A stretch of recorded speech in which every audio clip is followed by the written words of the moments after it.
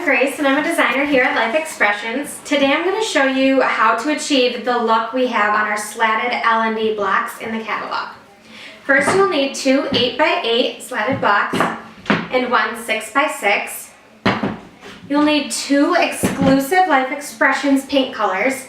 Today I'm using black and antique white, one LE sealer, 1 ounce of LE sealer, 3 paint brushes, a tape measure, a scraper card or credit card, something like with a flat surface, a sanding block or sandpaper, and your stencil vinyl.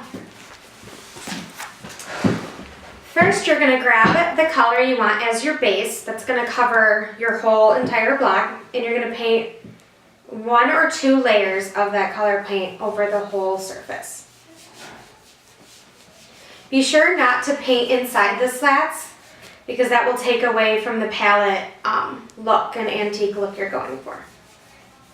Once your paint is completely dry, you want to take your sanding block or sandpaper, whatever you have, and sand all of the edges, the front corners, edges, and then lightly, and then sand about like a 2-inch border around the edge of your front.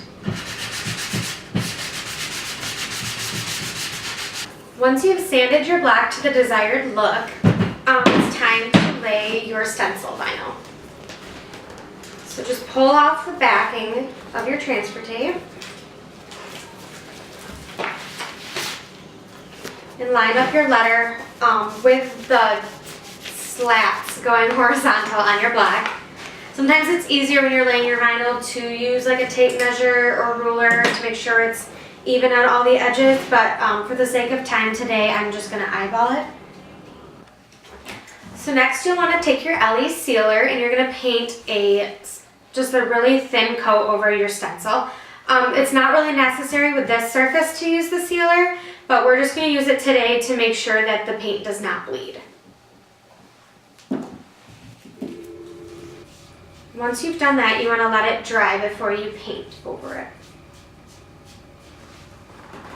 Now that your LE sealer has dried, you want to take your second paint color, the color you want for your letters, and you're going to paint a thin layer over that stencil.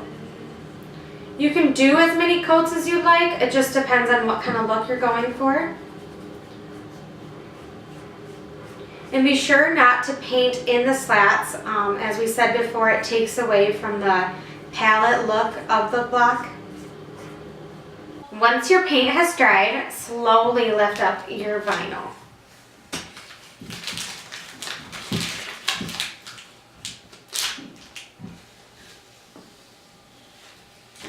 Once you've finished taking the vinyl off of all of your blocks, you are then finished creating the L&E slatted block look. Thank you for watching, and I hope this helped make your process a little easier while making these blocks. You can find more videos on paint techniques and our creative projects on our website. Thanks.